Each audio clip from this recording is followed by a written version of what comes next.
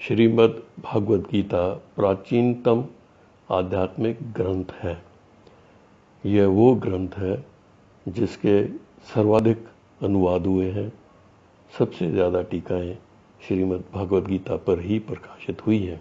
श्रीमद् भागवत गीता भगवान कृष्ण और अर्जुन के बीच का संवाद है।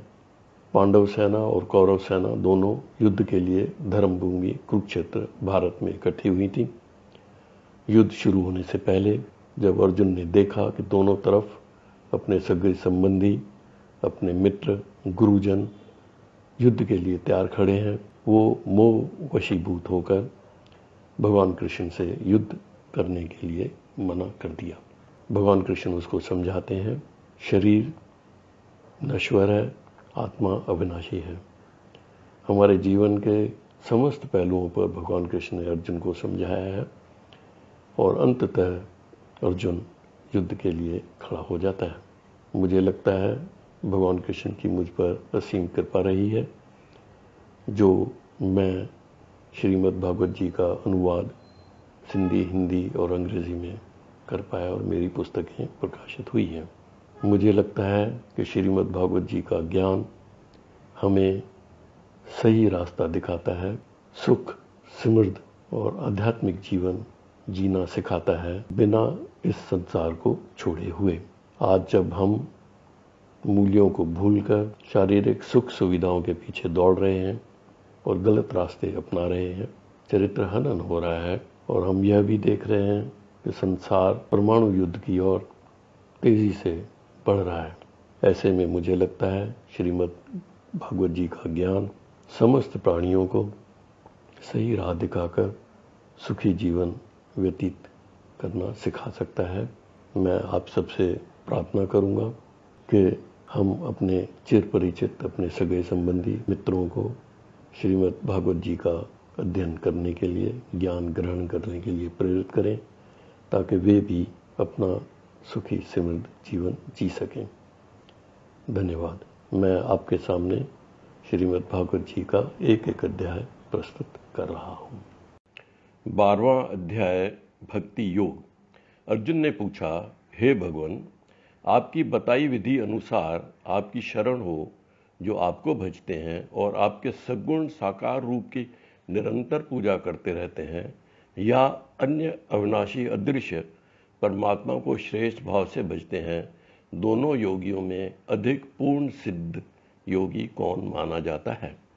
श्री भगवान ने कहा, हे अर्जुन, जो मुझ में मन स्थिर कर निरंतर मेरे सगुण साकार रूप पूजते हैं और अत्यंत श्रद्धा से मेरे दिव्य स्वरूप की आराधना करते हैं, मेरे द्वारा योगियों में वो अधिक पूर्ण सिद्ध योगी माने जाते हैं। परंतु जो इंद्रियों को वश में कर मन बुद्धि से ऊपर उठ जाता है, सर्वव्यापी अचल निराकार अविनाशी परमात्मा को भजता है, हर परिस्थिति में समान रह सभी प्राणियों के हित में रत रहता है और सबको समान भाव से देखने वाला योगी मुझे ही प्राप्त होता है। जब अव्यक्त निराकार स्वरूप के प्रति मन आसक्त होता है तो देहधारियों के लिए गति प्राप्त करना कठिन होता है और परमात्मा की प्राप्ति अधिक कष्टपूर्ण होती है। परंतु हे अर्जुन, जो अपने सभी कर्मों को मुझे अर्पित कर मेरी शरण होते हैं और अनन्य भाव से भक्ति में स्थित हो मेरा ही चिंतन करते हैं, वो भक्त मेरे द्वारा जन्म मृत्यु रूप संसार सागर से मुक्त होते हैं। हे अर्जुन, तू अपने मन को मुझ में स्थिर कर अपनी बुद्धि को मुझ में लगा। अगर ऐसा करेगा तो निस्संदेह तू मुझ में ही सदैव निवास करेगा। हे अर्जुन, यदि अपने मन को मुझ में स्थिर नहीं कर सकता है तो तू भक्ति योग अभ्यास से मुझे प्राप्त करने की इच्छा उत्पन्न कर। यदि भक्ति योग का अभ्यास भी नहीं कर सकता है तो तू केवल मेरे लिए ही सब कर्म करने का प्रयत्न कर। तू मेरे लिए कर्म कर, मेरी परम सिद्धि को ही प्राप्त करेगा। यदि मेरे लिए कर्म भी नहीं कर सकता है तो तू मुझ पर आश्रित हो सभी कर्मों के फलों का त्याग कर, तू समर्पण कर और आत्मस्थित महापुरुष की शरण ग्रहण कर तू उनकी प्रेरणा से कर्तव्य कर्मों को स्वतः ही करने लगेगा। बिन समझे मन को स्थिर करने के अभ्यास से ज्ञान श्रेष्ठ है, ध्यान श्रेष्ठ है ज्ञान से, और ध्यान से कर्म फल का त्याग श्रेष्ठ है, क्योंकि ऐसे त्याग से शीघ्र ही परम शांति की प्राप्ति होती है। जो किसी से द्वेष नहीं करता है, सब प्राणियों का मित्र है, जीवों के प्रति दयावान है, ममता और मिथ्या अहंकार से मुक्त है, सुख दुख को समान समझता है, सबके अपराध क्षमा करता है, जो निरंतर भक्ति भाव में स्थिर रहकर सदैव प्रसन्न रहता है और दृढ़ निश्चय से मन सहित इंद्रियों को वश में किए रहता है, मन एवं बुद्धि को मुझे अर्पित किए हुए रहता है, वो मुझे प्रिय होता है। जो न किसी को विचलित करता है, न ही किसी से विचलित होता है, हर्ष संताप भय चिंता से मुक्त है, ऐसा भक्त मुझे प्रिय है। जो हर प्रकार की इच्छा रहित मन से मेरी आराधना में स्थित है, कष्टों के प्रति उदासीन, सभी कर्म मुझे अर्पण करता है, जो भक्त ऐसा होता है वो मुझे प्रिय होता है।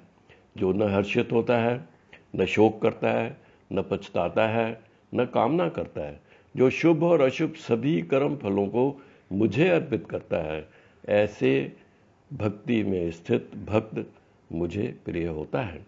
जो शत्रु और मित्र में, मान और अपमान में समान भाव रखता है, सर्दी गर्मी में, सुख और दुख आदि द्वंद्वों में समान रहता है, दूषित संगत से मुक्त है, निंदा और स्तुति को समान समझता है, और मन सभी इंद्रियां शांत कर हर परिस्थिति में संतुष्ट रहता है, अपने निवास स्थान से भी आसक्त नहीं होता है, ऐसा स्थिर बुद्धि वाला भक्ति में स्थित भक्त मुझे प्रिय होता है। जो जैसा मैंने कहा है इस धर्म का वैसा ही पालन करते हैं और पूर्ण श्रद्धा के साथ मेरी शरण ग्रहण किए रहते हैं, ऐसे भक्ति में स्थित भक्त मुझको अत्यधिक प्रिय होते हैं। ओम तत्सत। श्रीमद् भगवद गीता रूप उपनिषद ब्रह्म विद्या अंतर्गत योग शास्त्र में श्री कृष्ण अर्जुन संवाद का भक्ति योग नामक 12वां अध्याय समाप्त हुआ।